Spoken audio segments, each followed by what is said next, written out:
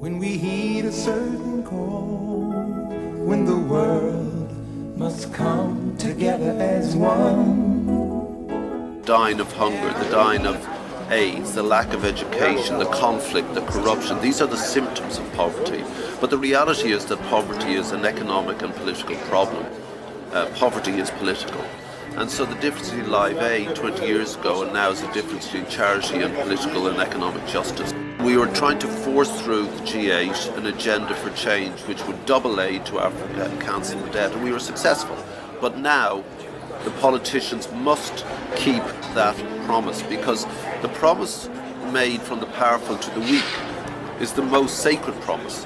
If you're a parent, you know that if you promise your child something, you must do it. If you break that promise, you will create lack of trust and cynicism. The promise of the powerful to the weak is more sacred, more powerful than that, because if you break that promise, you kill the weak. There's no use in allowing a country to potentially become healthy economically and then forbidding them to trade with us by all sorts of bizarre economic measures, subsidies and tariffs. One of those, the easiest one to explain how ridiculous this is that every cow in Europe, every single cow, gets a subsidy of $2.50 a day. We've got surplus cows. We don't need that many cows.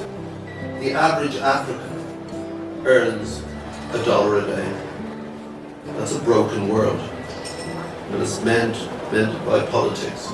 Prince Albert of Monaco gets €350,000 a year for his agriculture, for being a farmer. What? Fuck off. Two massive agribusinesses here, Cargill and Nestle from Switzerland, are the biggest recipients of cotton agricultural policy subsidy in France. The Queen gets €500,000. Prince Charles gets €1 million.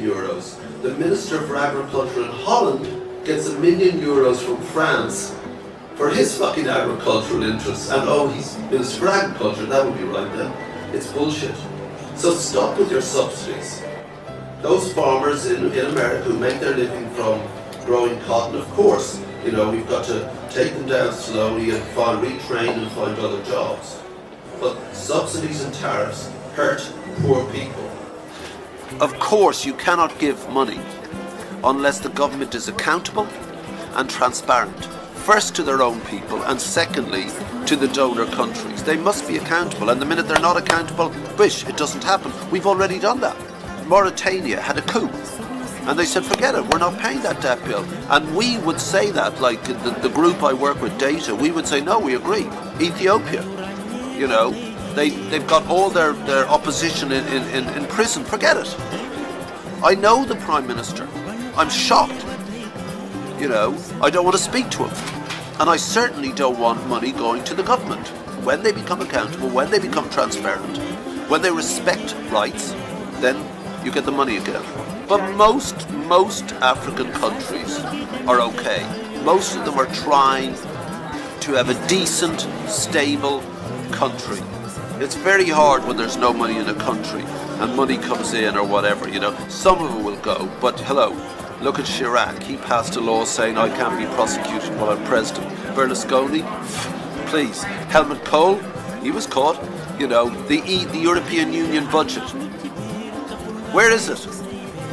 Where are the accountants signed off on it? For 10 years, the accountants refused to sign the budget for the European Union. They don't know where 9/10 of the money is.